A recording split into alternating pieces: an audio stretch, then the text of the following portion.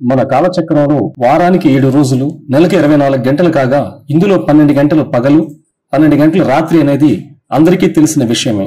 అయితే పగలు కేవలం 8 గంటలు మాత్రమే అంటే ఆశ్చర్యం కలగక మానదు.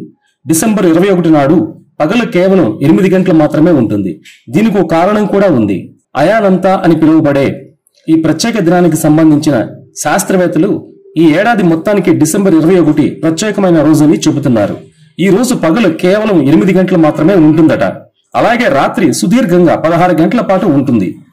సాధారణంగా ఉత్తరార్ధగోళంలో శీతాకాలపు మొదటి రోజును అయనాంతం అని పిలుస్తుంటారు. ఈ సమయంలో భూమి తన ధ్రువం వద్ద 23.4 డిగ్రీల వంపులో ఉంటుందట.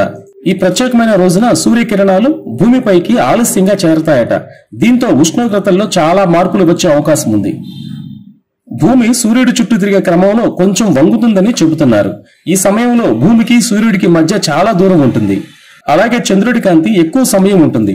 ప్రతి ఏడాది శీతాకాలంలో ఇలాంటి ఓ రోజు ఉంటుంది. శనివారం సూర్యుడు భూమి దక్షిణార్ధగోళంలోని అత్యున్నత బిందువులో ఉన్నాడంట. మరోవైపు జ్యోతిష శాస్త్రం ప్రకారం ఈ సమయంలో సూర్యుడు దక్షిణాయనం నుంచి ఉత్తరాయణానికి మళ్లేందుకు సిద్ధమవుతూ ఉంటాడని పండితులు చెబుతున్నారు.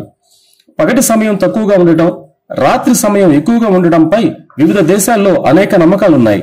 చైనా, తూర్పు ఆసియా దేశాల్లో ఈ రోజును ఐక్యత, శ్రేయస్సుకు ప్రతీకగా పిలుచుకుంటారు.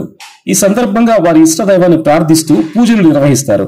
అదేవిధంగా ఉత్తర భారతదేశంలో ఈ రోజున శ్రీకృష్ణుడికి ప్రత్యేక పూజలు నిర్వహించి గీతా పారాయణం చేస్తారు.